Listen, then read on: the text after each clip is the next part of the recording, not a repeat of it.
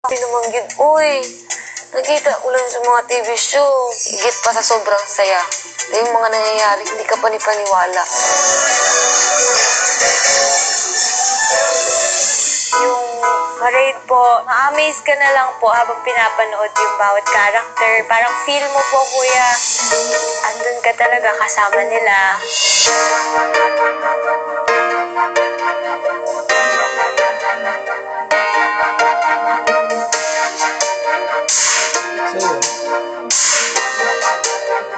Isang magarbong firework display naman ang pinanood ng apat. Magical, no? Kailangan.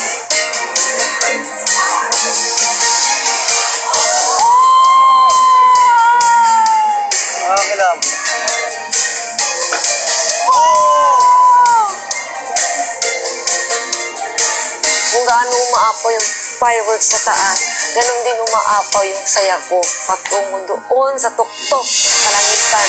Hindi ko makakalimutan ang araw na to. Amazing! Ang ganda po. Mapapangiti ka lang po habang pinagmamasdan yung mga fireworks. Para ka pong nananaginip lang.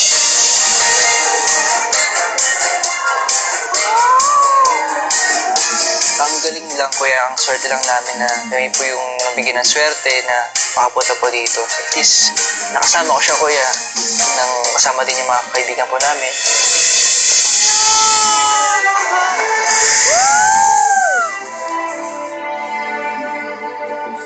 Alam kong naging isang hindi malilimutang karanasan ang inyong pagbisita diyan sa Hong Kong. At bukod sa mga panibagong alaala na inyong nabuo, naway lalong tumibay at lumalim ang inyong samahan.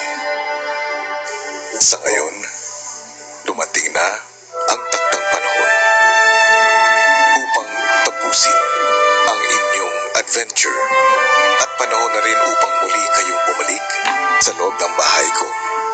Mag-iingat kayong apat sa inyong biyahe.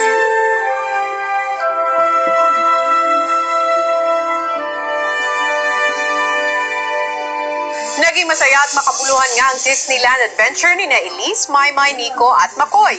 Pero sabi nga ni Kuya, oras na para sila ay bumalik sa kanyang bahay. Ano nga kaya ang mga kaganapan sa muling pagkikita ng Dream Team? Malalaman natin yan sa ilang saglit lamang.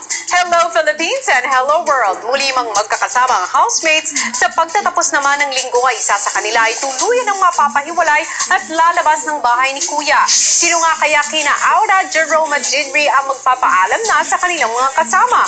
Ang kasagutan ay nasa inyong mga kamay, kaya naman keep on voting mga kapamilya. Samantala, sinimulan na natin ang kwento ng muling pagkikita ng Dream Team ni Kuya. Kaya naman na ito, panoorin nating lahat. Habang abala sa pag-ayos ng kanilang balloon dragon, si Nonong humihirit pa tungkol sa mga kasama na nasa Hong Kong. Sinabi ko kasi, pag hindi pa sila umuwi, diretso kasi sila ng Vietnam. Ang saya. Baka bumalik sila big night na. Baka mamaya pong gabi. Sana po kuya umuwi na sila kasi wala akong katabi matulog. Habang lumalalim ang gabi, mukhang todo na ang pagkamis ng housemates sa mga wala sa bahay. Tagal naman nila. Namimiss ko lang po si Maymay kasi wala akong kalaro. Namimiss ko na po sila Nico. Siyempre wala akong mga kakulitan masyado. Ganun. Sila Elise. Ang girls na pag-usapan naman ang pagkamis sa Maclis. Oh, like McCoy. See that he carries Elise's head when she's resting. He holds her head up.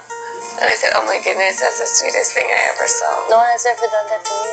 I never seen that in my life. He's just holding it and she's just resting. I would like for them to get married.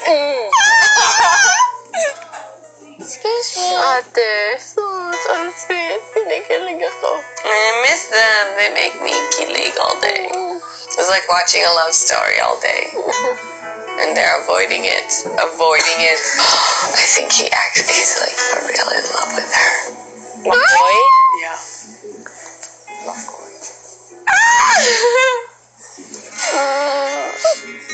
Say it. Say it. Secret. No secret. I feel like they're actually in love.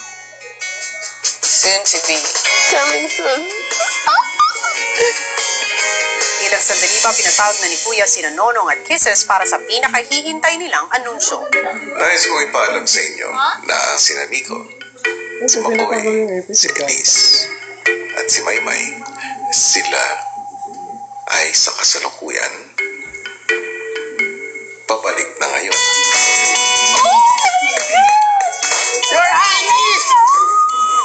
I'm so happy, Kuya. Sobrang happy ako kasi 2 gabi po akong walang naka-sleep ng maganda kasi hindi ko po sila katabi. As in, ibang-iba.